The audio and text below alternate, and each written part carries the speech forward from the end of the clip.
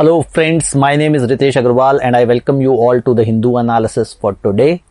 Okay, so we'll look at all the important stories from the Hindu from CLAT 2022's perspective. As usual, let's get started with the storyboard. Okay, so this is the storyboard where we look for the important updates every day.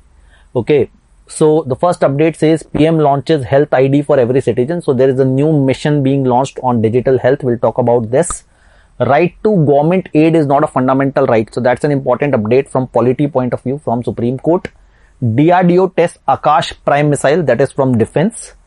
Caste data 98% error free. Okay, now this is about the controversy surrounding caste census. We'll talk about this. Government notified COVID compensation.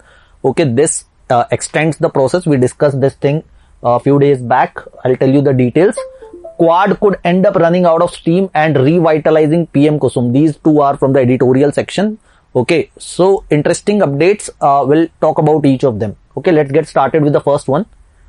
So Prime Minister Narendra Modi launched a health ID for everyone. Basically, a scheme has been launched called Ayushman Bharat Digital Mission. Now, Ayushman Bharat Digital Mission is basically a digital health mission. ठीक है, जिसके बारे में बात पहले भी की हुई थी, मोदी साहब ने बहुत पहले इस बारे में बात हो रही थी काफी टाइम पहले से, but formally the scheme has been launched today. Okay, it involves creation of a unique health ID for every citizen. तो एक यूनिक हेल्थ आईडी हर सिटीजन का बनेगा और उस यूनिक हेल्थ आईडी के साथ अटैच्ड होगी आपकी मेडिकल हिस्ट्री, आपके हेल्थ रिकॉर्ड्स, आपने पास्ट में क्या क्या आपको बीमारियां रही है, क्या ट्रीटमेंट चला है, क्या दवाइयां चलती हैं, क्या एलर्जीज हैं, इस सारी चीजों का डेटाबेस रहेगा जो कि आपके ट्रीटमेंट में किसी भी डॉक्टर को इनेबल करेगा. अभी क्या होगा, अभी आप किसी डॉक्टर के पास जाते हैं तो अपनी सारी मेडिकल हिस्ट्री बताते हैं, वो आपसे पूछता है, ठीक है, कि क्या आप किसी चीज से एलर्जिक हैं, क्या आपकी पास्ट कोई सर्जरीज हुई हैं, इस तरह की चीजें बात होती है. अब सारे डॉक्टर्स के पास एक्सेस रहेगा. They can just open your health ID and can look at your medical records, ठीक है, विद योर कंसेंट.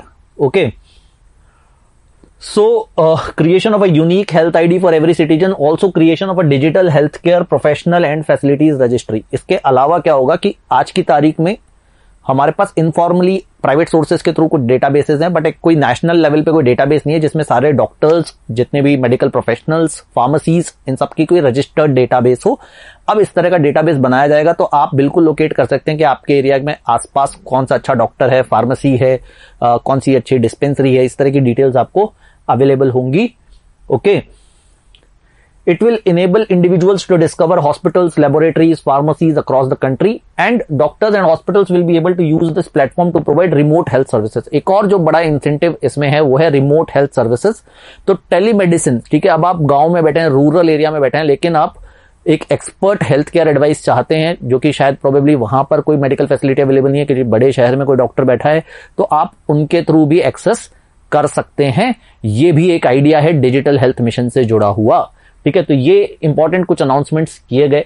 उसके बाद हम आते हैं आज के नेक्स्ट अपडेट पे. देखो, फंडामेंटल राइट्स. देखो, फंडामेंटल राइट्स पॉलिटी में एक बड़ा इंपॉर्टेंट टॉपिक है. हम एक पूरा लगभग सेशन डिवोट करते हैं फंडामेंटल राइट्स के ऊपर जब हम पॉलिटी क्लास में पढ़ते हैं तो. और एक बड़ा इंटरेस्टिंग ऑब्जर्वेशन इसमें सुप्रीम कोर्ट ने दिया है कि जो राइट आर्टिकल 30 के अंदर जो राइट्स हैं, स्पेशली आर्टिकल 30 क्लॉज 2 के बारे में इसमें बात की गई है कि right to aid is not a fundamental right. उन्होंने कहा है कि किसी भी माइनॉरिटी इंस्टीट्यूशन के पास ऐसा कोई फंडामेंटल राइट नहीं है कि वो अपना एड क्लेम कर सके, कि गवर्नमेंट को उसको ग्रांट देनी ही पड़ेगी या गवर्नमेंट उससे ग्रांट विड्रॉ नहीं कर सकती.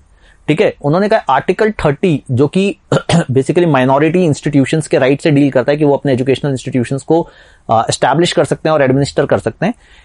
इसमें क्लॉज 2 जो है वो सिर्फ ये कहता है कि किसी किस्म का भेदभाव नहीं हो सकता, डिस्क्रिमिनेशन नहीं हो सकता. ऐसा नहीं है कि आप मेजॉरिटी रन इंस्टीट्यूशन को तो ग्रांट दे रहे हो और माइनॉरिटी रन इंस्टीट्यूशन को ग्रांट नहीं दे रहे हो. बट इसका मतलब ये नहीं कि माइनॉरिटी रन इंस्टीट्यूशन जो है वो ग्रांट को एज अ राइट क्लेम कर ले. ठीक है, हाँ, डिफरेंशिएशन नहीं हो सकता, डिस्क्रिमिनेशन नहीं हो सकता. ऐसा नहीं है कि आप लेट से बनारस हिंदू यूनिवर्सिटी को ग्रांट दे रहे हो on some parameters, on same parameters आप जामिया मिलिया को ग्रांट नहीं दे रहे हो. ठीक है, लेकिन इसका मतलब ये नहीं है कि जामिया मिलिया कहे कि नहीं, मुझे तो ग्रांट मिलनी ही चाहिए, ये मेरा फंडामेंटल राइट है. तो सुप्रीम कोर्ट ने इसको लेकर के क्लैरिटी दी है. तो right of an institution whether run by a majority और माइनॉरिटी कम्युनिटी, ठीक है, तो ये किसी के लिए भी, चाहे मेजॉरिटी कम्युनिटी है या माइनॉरिटी कम्युनिटी है, किसी के लिए भी एक फंडामेंटल राइट नहीं है. ठीक है, both have to equally follow the rules and conditions of the aid. तो किसी भी ग्रांट के साथ एसोसिएटेड जो रूल्स हैं वो दोनों को फॉलो करने पड़ेंगे, तभी ग्रांट रिलीज होगी। ठीक है, ये मैं आपको बता चुका हूं कि all that article 32 states is that an institution which is under the management of a minority, whether based on religion or language, grant of an aid to that educational institution cannot be discriminated against other educational institution। तो कोई किसी किस्म का discrimination नहीं होना चाहिए। ठीक है, बाकी अगर गवर्नमेंट ग्रांट को विड्रॉ भी करना चाहे देने के बाद भी तो गवर्नमेंट कर सकती है। ठीक है, even an institution also has a right to choose कि उसे ग्रांट लेनी है या नहीं लेनी है, या ग्रांट कंटिन्यू करनी है या डिसकंटिन्यू करनी है। ठीक है, ये भी उसकी ऑटोनॉमी पर है। ठीक है, तो ब्रॉडली बैकग्राउंड क्या पता होना चाहिए हमें, आर्टिकल 30 के बारे में पता होना चाहिए, आर्टिकल 30 क्लॉज 2 के बारे में पता होना चाहिए। Article 30 deals with the right of minorities to establish and administer educational institutions, and article 30 clause 2 states that the government should not discriminate against any educational institution on the ground that it is under the management of a minority whether based on religion और language while giving aid. तो जब government add दे रही है तो सिर्फ इसलिए कि कोई इंस्टीट्यूशन माइनॉरिटी द्वारा रन है, चाहे वो लिंग्विस्टिक माइनॉरिटी है या रिलीजियस माइनॉरिटी है, उसे एड ना मिलना इज अ डिस्क्रिमिनेशन। इस तरह का डिस्क्रिमिनेशन नहीं होना चाहिए। चलिए, अब डिफेंस से जुड़ा हुआ एक बड़ा इंटरेस्टिंग अपडेट है, आकाश प्राइम मिसाइल। आकाश प्राइम मिसाइल का सक्सेसफुल लॉन्च किया डीआरडीओ ने, और ये अपने आप में इंडिया की डिफेंस कैपेबिलिटीज को और स्ट्रेंथन करता है। आकाश है क्या? It's a missile. किस तरह की missile? Surface to air missile. ठीक है, और शॉर्ट रेंज मिसाइल है। ठीक है, तो डीआरडीओ ने सक्सेसफुली टेस्ट की नई version of Akash which is Akash prime, which is more advanced missile. ठीक है, और मिसाइल्स जनरली हम टेस्ट करते हैं integrated test range at Chandipur Odisha. ठीक है, जिस तरह से हम कहते हैं कि सैटेलाइट्स हम लोग लॉन्च करते हैं श्रीहरिकोटा आंध्र प्रदेश से, ज्यादातर जो मिसाइल्स टेस्ट होती है वो ओडिशा में टेस्ट की जाती है। ठीक है, आकाश प्राइम में कुछ एडिशनल बेनिफिट्स हैं, जैसे इंडिजिनस एक्टिव रेडियो फ्रीक्वेंसी, जिससे इसकी एक्यूरेसी बढ़ जाती है। ठीक है, इसके अलावा ये लो टेम्परेचर एनवायरमेंट्स पे भी काम कर पाता है, more reliable performance under low temperature environments which is at higher altitudes. ठीक है, अब डीआरडीओ इसका बैकग्राउंड हो सकता है। देखो, आकाश मिसाइल तो अपने आप में है ही, Akash missile is the current affairs, but DRDO is the background. तो डीआरडीओ के बारे में भी कुछ बेसिक इंफॉर्मेशन अपने को पता होनी चाहिए। 1958 में एस्टैब्लिश हुआ, दिल्ली में हेडक्वार्टर्स हैं, जी सतीश रेड्डी चेयरमैन है। काम क्या है? इंडियन डिफेंस की टेक्नोलॉजिकल कैपेबिलिटीज को बूस्ट करना, नए नए वेपन्स एम्यूनिशन टेक्नोलॉजीज डिफेंस में इंट्रोड्यूस करना। ठीक है, इनिशियली 10 लैब्स के साथ शुरू हुआ था, आज की तारीख में 50 से ज्यादा लैब्स हैं।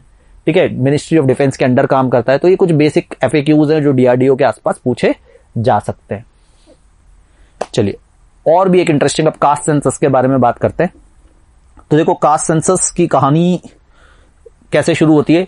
127th अमेंडमेंट एक्ट पास हुआ, स्टेट्स को राइट मिला ओबीसी लिस्ट बनाने का। स्टेट्स ने कहा कि ओबीसी की लिस्ट हम बना लेंगे, बट उसके लिए आप पहले कास्ट सेंसस करवाओ, क्योंकि हमें पता तो चले कि हमारे स्टेट में कौन सी कास्ट बैकवर्ड है, कौन सी कास्ट फॉरवर्ड है।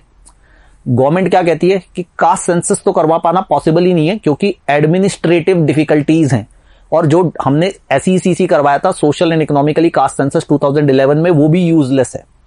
अब इसको लेके कंट्रोवर्सी आ गई है। क्यों? क्योंकि इस डेटाबेस के बारे में जो रजिस्ट्रार जनरल ऑफ इंडिया ने बयान दिया था, उन्होंने ये दिया था कि ये जो डेटाबेस है 98% तक एक्यूरेट है।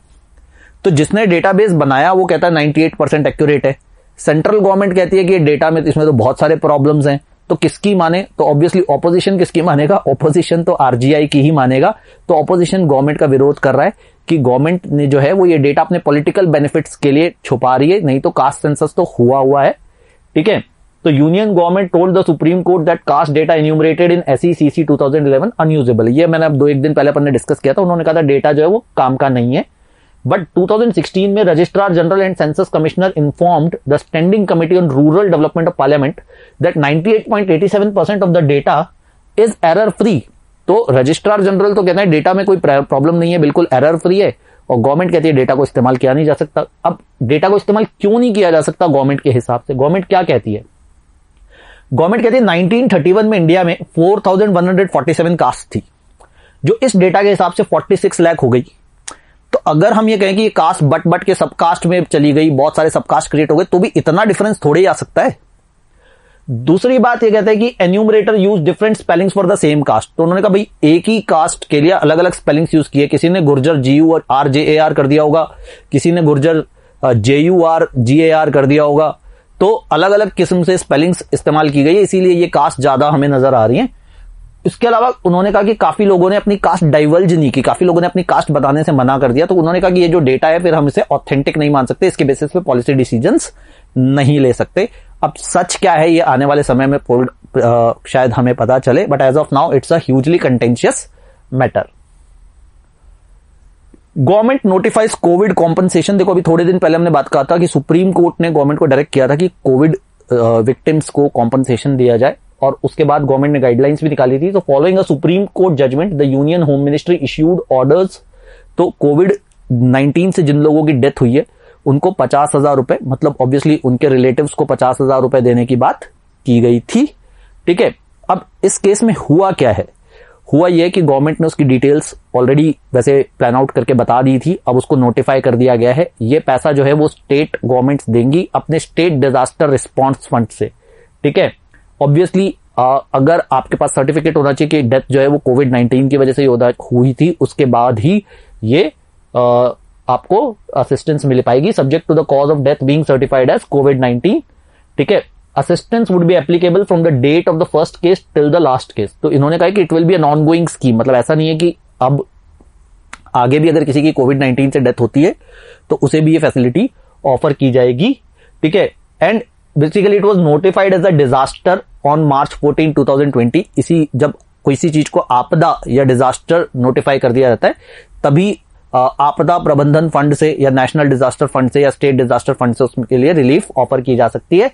तो amount would be disbursed from state disaster response fund which is available to states to fight any such calamities.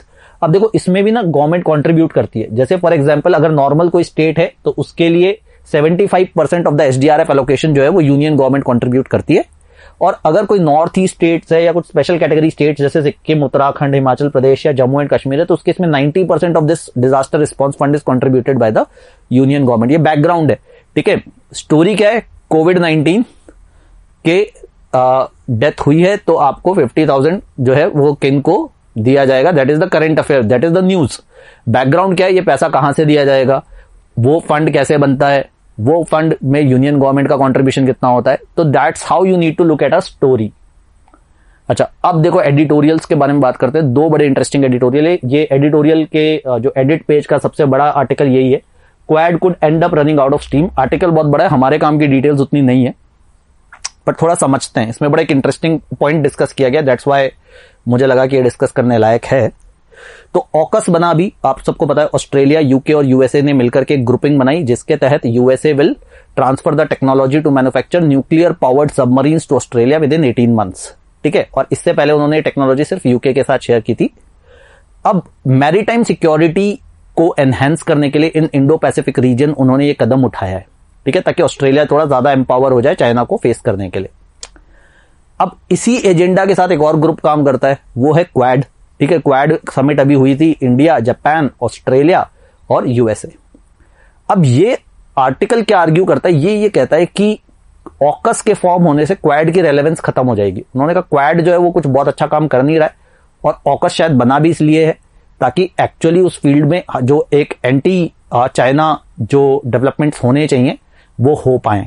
ठीक है, अब देखो इसमें बात क्या हो रही है।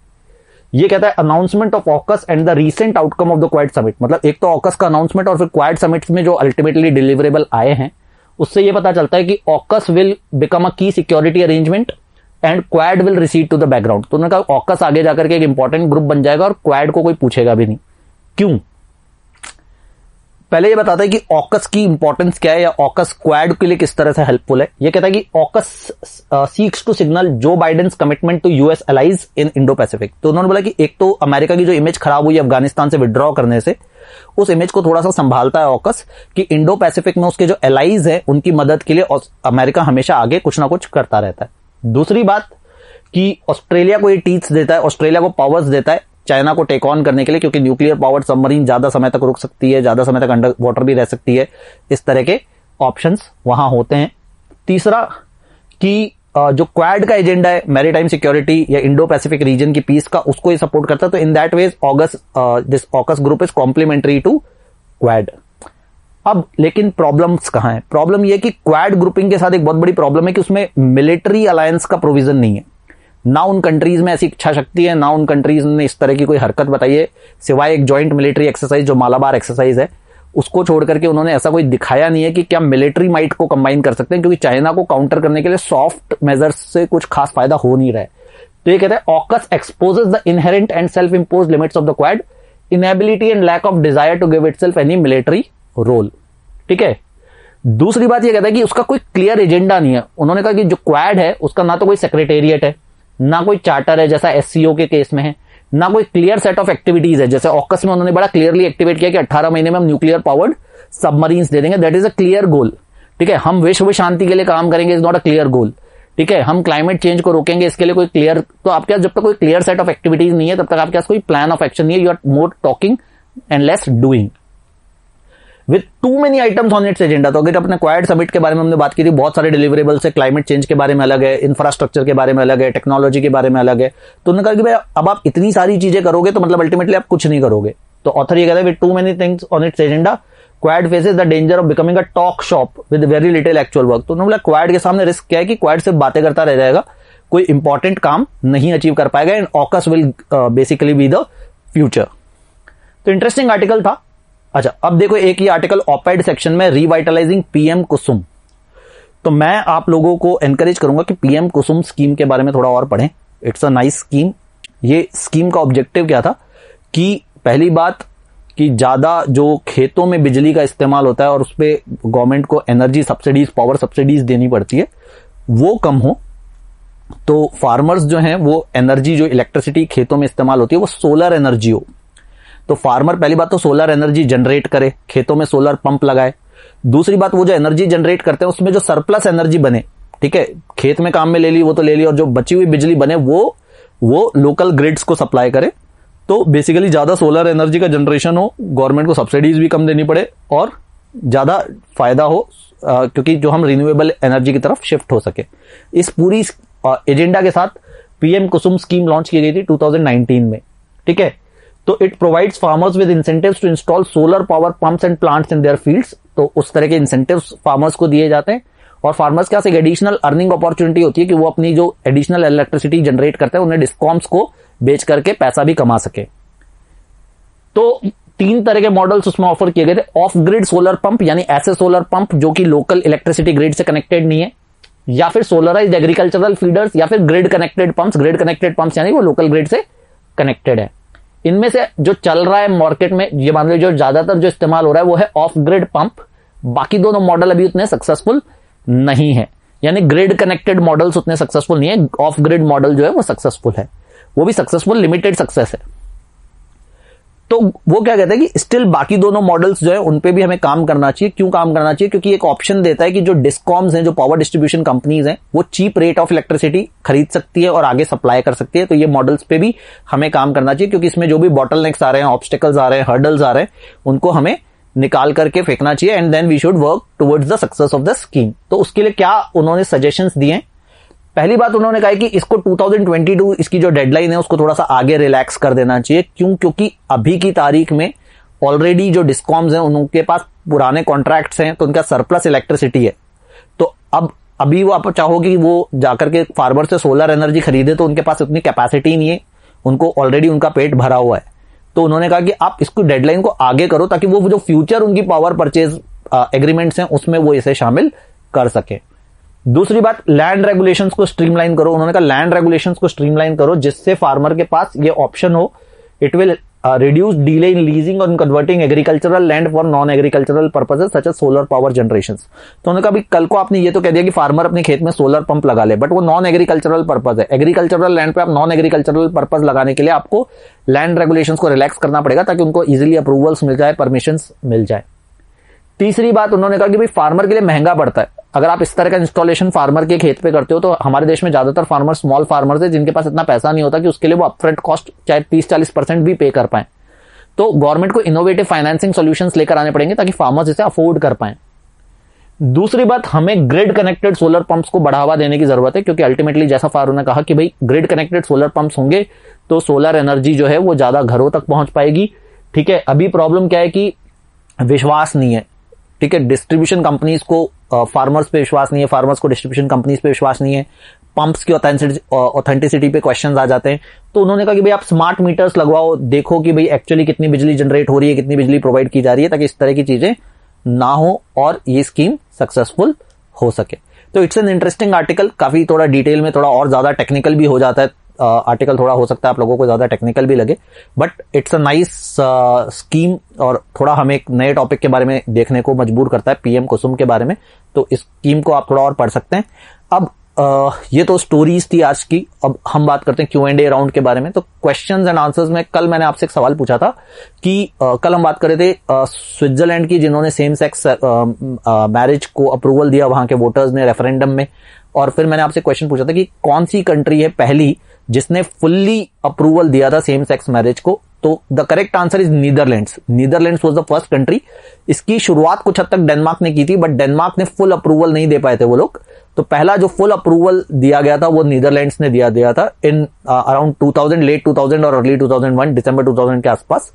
ठीक है, अब आज के क्वेश्चन के बारे में बात करते हैं। आज का क्वेश्चन तो फंडामेंटल राइट्स पे हमने एक ऑब्जर्वेशन देखा कि फंडामेंटल राइट, जो सुप्रीम कोर्ट ने कहा कि right to receive aid is not a fundamental right.